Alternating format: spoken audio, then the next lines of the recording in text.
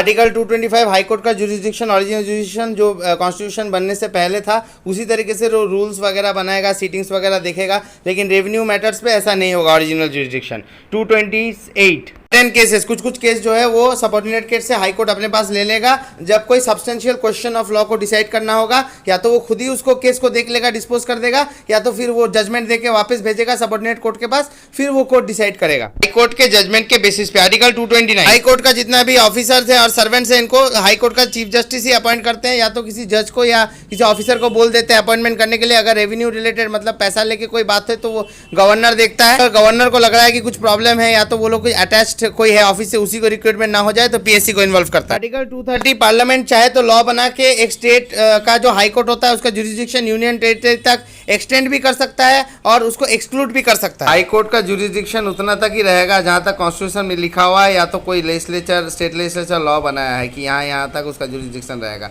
State legislature अगर बोलेगा यहाँ पे जुरिस्डिक्शन नहीं है तो नहीं है। वेस्ट बंगाल स्टेट लेजिस्लेचर बोलेगा यहाँ पे ट्राइबल कोर्ट चलेगा, यहाँ पे आपका लीगल कोर्ट नहीं चलेगा तो नहीं चलेगा। अगर कॉन्स्टिट्यूशन में लिखा हुआ है कि ये पूरा इंडिया में चलना है तो पूरा इंडिया में चलना है, तो यहीं तक उसका जुरिस्डिक्शन रहता है आर्टिकल 225 के अंदर में। लेकिन फिर कुछ पावर्स भी रहता है हाई कोर्ट के पास, स्पेसिफिकली जजेस के पास, कि वो लोग एडमिनिस्ट्रेशन ऑफ जस्टिस करते टाइम वो लोग कुछ रूल्स बना सकते हैं कोर्ट के लिए। इस तरह से केसेस डिसाइड होगा, इसके ऊपर फिर एक ट्राइब्यूनल से ये केस ऐसे करके आएगा, 2 जजेस के जगह पे 4 जजेस का बेंच बैठेगा, इस तरह के कुछ रूल्स बना सकते हैं। सिटिंग ऑफ द कोर्ट में मेंबर चाहे तो फिर वो अकेला भी बैठ सकता है 1 जज बेंच, या तो फिर डिवीजन कोर्ट्स में भी बैठ सकता है बहुत सारा जज एक साथ मिलकर। ये वैसे ही प्रोसेस फॉलो होगा जो कमेंसमेंट ऑफ द कॉन्स्टिट्यूशन से पहले होता था 1950 से पहले, वैसे ही होगा। हाई कोर्ट का ऑल मैटर्स पे ओरिजिनल जुरिस्डिक्शन है, मतलब कमेंसमेंट ऑफ द कॉन्स्टिट्यूशन का टाइम में जैसे उसका जुरिस्डिक्शन था वो अनचेंज रहेगा वैसे रहेगा, लेकिन रेस्ट्रिक्शन लगा दिया है ये रेवेन्यू मैटर्स या उसके कलेक्शन में, या भी एक्ट बना के इसमें रेस्ट्रिक्शन लगा दिया गया है। मतलब इसमें पुराना वाला जो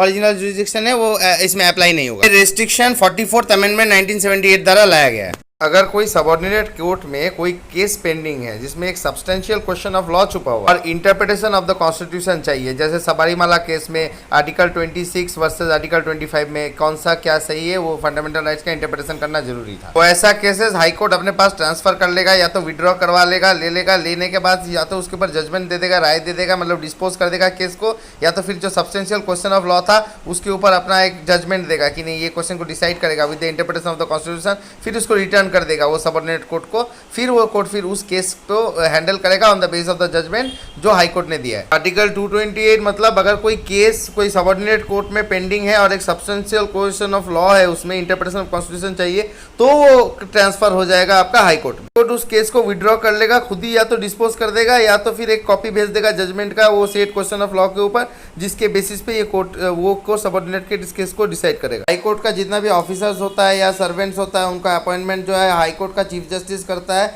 या तो अगर उनके पास टाइम का कमी है तो किसी जज को या ऑफिसर को बोल देता है कि डायरेक्ट कर देता है कि आप कर दीजिएगा। गवर्नर भी रूल बना सकता है कि ये लोग कोई भी हिसाब से ऐसा आदमी नहीं होना चाहिए जो already attach to the office है, मतलब ऑलरेडी कहीं पे काम कर रहा है क्लर्क वगैरह का, उनके साथ घुसखोरी वगैरह करके कर दिया, तो ऐसा नहीं होना चाहिए। गवर्नर को अगर ऐसा लगता है तो वो रूल बना सकते हैं कि ऐसा नहीं होना चाहिए। अगर ऐसा होता भी है तो स्टेट जो पीएससी होता है उनके साथ कंसल्ट करके फ्री हो सकता है। ये का जो ऑफिसर्स और सर्वेंट्स होगा इनका जो सर्विस कंडीशन होगा, कैसा काम करेंगे, कितना देर तक काम करेंगे, इसके ऊपर स्टेट लेजिस्लेचर चाहे तो लॉ बना सकता है सब्जेक्ट टू द प्रोविजन, मतलब वो भी लॉ बना सकता है। या तो चीफ जस्टिस जो होगा वो रूल्स बनाएंगे, या तो अदर जजेस जो हैं या तो ऑफिसर को भी बता सकते हैं रूल्स बनाने के लिए। और अगर ऐसा कोई भी रूल है जिसमें आपका सैलरीज अलाउंसेस या पेंशन वगैरह पैसा का बात आ रहा है, पेंशन वगैरह का, तो वो गवर्नर का अप्रूवल चाहिए, दे पाएंगे कि नहीं, पैसा तो अल्टीमेटली गवर्नर कंट्रोल में रहता है। चीफ जस्टिस तो रूल्स बना ही सकता है, या तो जज ऑफिसर जो भी है वो लोग तो बना ही सकता है रूल्स, लेकिन फिर स्टेट लेजिस्लेचर क्यों बना सकता है सब्जेक्ट टू द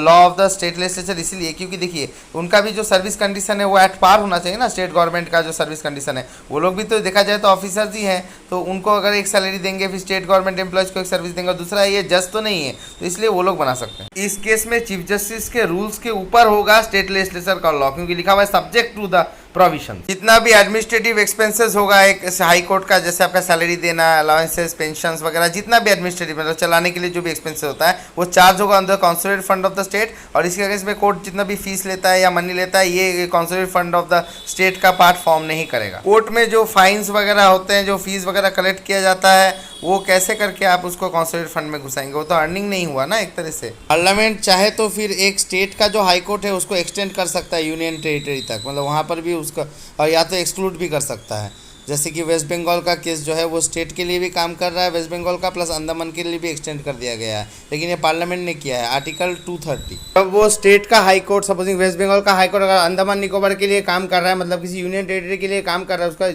जुरिडिक्शन फिर स्टेट बढ़ा नहीं सकता। मतलब वेस्ट बंगाल गवर्नमेंट नहीं बोल सकता कि आप और थोड़ा इधर से और ले लीजिएगा, ऐसा कुछ नहीं कर सकता। और अगर वो ही हाई कोर्ट, जैसे वेस्ट बंगाल का कैलकाटा हाई कोर्ट, अगर अंडमान निकोबार का जो सबऑर्डिनेट कोर्ट्स रहेगा उसके अंडर में, उस जुरिडिक्शन में, उसके लिए कोई भी रूल्स वगैरह बना रहा है, जैसे एडवोकेट का कितना फीस होना चाहिए या कितना फीस है अटॉर्नी जनरल वगैरह का, या तो आपका कितना फीस कलेक्शन होगा उसका जो चार्ट बना रहा है, या कोई जनरल रूल्स बना रहा है अकाउंट्स वगैरह मेंटेन करने का, प्रैक्टिस का, तो ये सारे रूल्स के केस में वो उसको प्रायर अप्रूवल या परमिशन लेना पड़ेगा प्रेसिडेंट से, जो कि गवर्नर था स्टेट के केस में अंडर आर्टिकल 227। इस बार वो प्रेसिडेंट देंगे।